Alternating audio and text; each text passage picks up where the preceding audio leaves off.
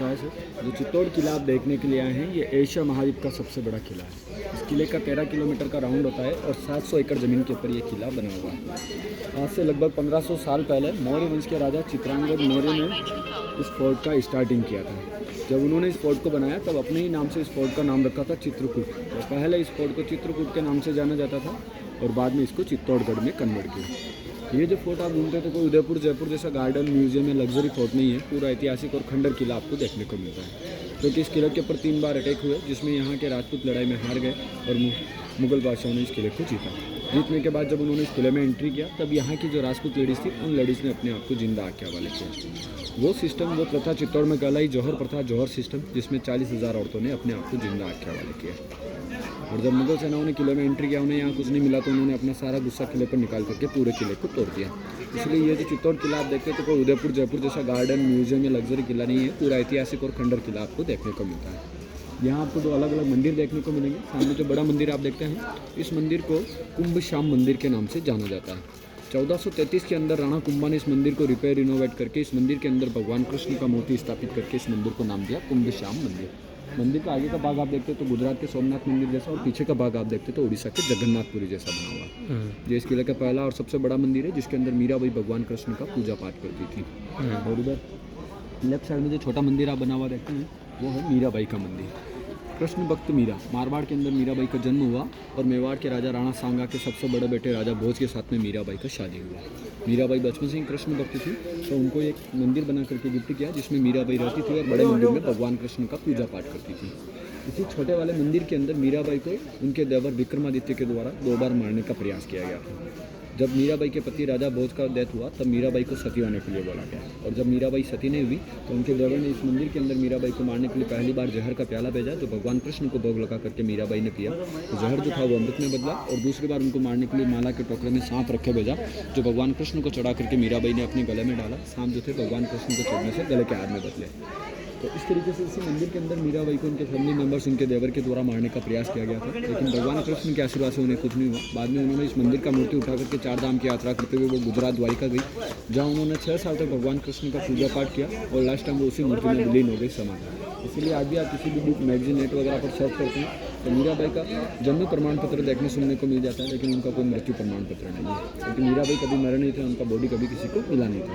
तो आज भी मीराबाई को अमर माना गया है। दोनों जो मंदिर आप देखते हैं, ये मंदिर पुरानी ही है, लेकिन मंदिर के अंदर जो मूर्ति लगा हुआ है वो चित्तौड़गढ़ का बिरला सीमेंट प्लांट ने आज से 20-22 साल पहले 2002-3 के अंदर दोनों मंदिर में नया मूर्ति स्थापित किया। बड़े वाले मंदिर में राधा कृष्ण बलराम और छोटे वाले मंदिर में मीरा और भगवान कृष्ण का मूर्ति लगा है। पहला मीरा मंदिर दर्शन करेंगे, फिर इस मंदिर में दर्शन करेंगे, फिर यहाँ से आपका एक फोटो निकाल करके गाड़ी में बैठ करके आगे चलेंगे। मंदिर के अंदर आपको कहीं फोटोग्राफी नहीं करेंगे। ठीक।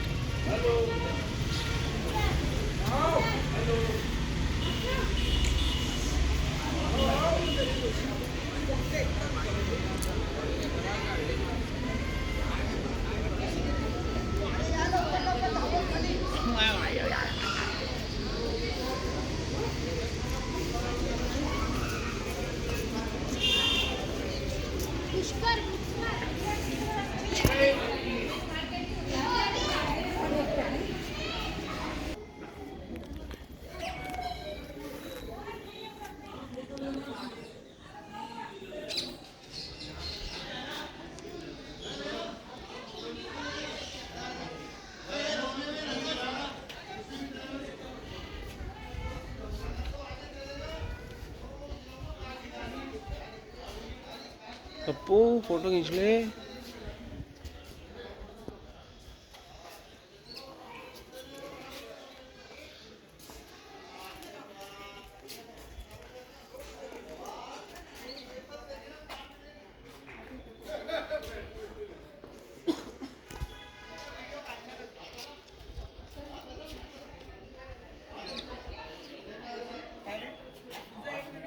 पता है आप क्या कहोगे बाद में, मेरा एक फ़ोटो भी नहीं खींचा।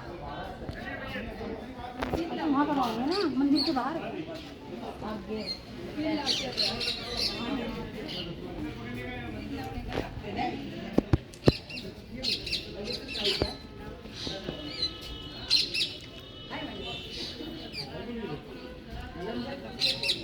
घरात पण येतानाच लावायची ठरवली.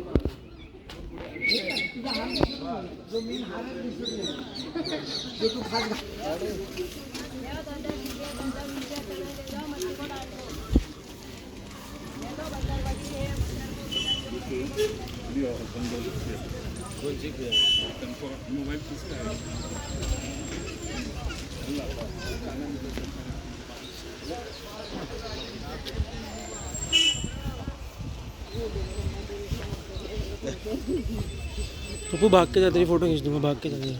हाँ भाग के जा, मम्मी सुन दो अरे भाग के जा, क्या है आपके तेरी फोटो खींच देता, कुछ में कोई भी नहीं। कितना अच्छा है, देखिए आर्किटेक्ट दुनिया कुतुब मीनार कुतुब मीनार कुतुब मीनार हूँ।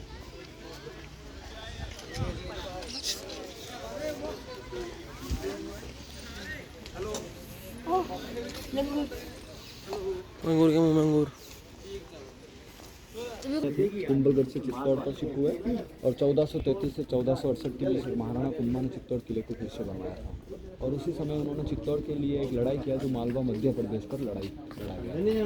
उस समय मालवा का सुल्तान था महमूद खिलजी और अहमदाबाद का सुल्तान था अहमद शाह। इसने अपने ही नाम से अहमदाबाद बनाया। उन दोनों ने मिलकर के चित्तौड़ किले को जीतने के लिए राणा कुंभा के साथ में लड़ाई किया जो मालवा के सारंगपुर में लड़ाई लड़ा गया था और उस लड़ाई के अंदर राणा कुंभा ने उन दोनों को हरा करके एक लड़ाई में मालवा और गुजरात को जीता था। इस जीत को यादगार बनाने के लिए राणा कुंभा ने चित्तौड़ में ये टावर बनाया जिसे विक्टोरी टावर विजय स्तंभ नाम दिया। ज़मीन से 122 फीट ऊंचा है। इसके अंदर चढ़ने के लिए 157 सीढ़ी लगा हुआ है। 9 मंजिल ये टावर बना हुआ है। बनने में इसको 10 साल लगा। 1448 में इसका वर्क स्टार्ट हुआ, 1458 में इसको कंप्लीट हुआ। 10 साल इसको बनने में लगा और 90 लाख रुपये उस समय का इसका लागत आया था। तो कोविड के बाद इसको गवर्नमेंट ने बंद कर दिया। बाकी कोविड से पहले इसमें टूरिस्ट का एंट्री होता था। यहाँ से आप एंट्री करते हैं तो ऊपर तक जा सकते हैं। जो डिज़ाइन जो कार्विंग आप आउटसाइड देख रहे हैं ऐसा ही अंदर भी बना हुआ है। लेकिन बहादुर शाह और अकबर ने जब चित्तौड़ पर हमला किया तो इसका कार्विंग तोड़ दिया। ध्यान से आप देखते हैं किसी का हाथ, किसी का पैर, किसी का मुँह। उसी के अलावा शिव जी का जो डमरू होता है, शिव जी के हाथ में डमरू होता है, डमरू के आकार में पीछे से 2 मंदिर चौड़ा है, बीच में से 5 मंदिर चौड़ा, ऊपर से 2 मंदिर से चौड़ा।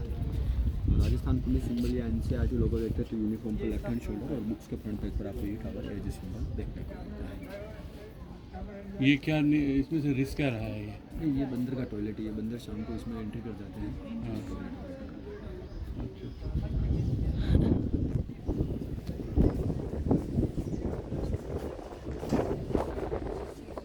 पति के मरने पर पत्नी को अपने पति का बॉडी लेकर के जिंदा आग में जलना होता है। वो प्रथा थी सती प्रथा जो यहाँ पर की जाती थी।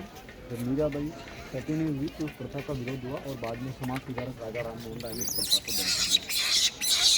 इसी प्रथा के साथ में चलिए देख रहे हैं जो 1955 से पहले 40 से 50 फीट गहरा खड्डा था जिसमें चारों तरफ इसमें सीढ़ियाँ बनी हुई थी। उसी के अंदर घी, तेल, चंदन का लकड़ी डाल करके उसमें आग लगाया जाता था। जब युद्ध भूमि में राजपूत और मुगल बादशाहों के बीच में हमले होते थे, लड़ाइयाँ होती थी और वहाँ से जब मैसेज मिलता था कि राजपूत लड़ाई में हार गए, तब यहाँ की राजपूत रानियाँ और दासियाँ जो होती थी अपने बच्चों को लेकर के इस जगह जिंदा आग के हवाले कर देती थी।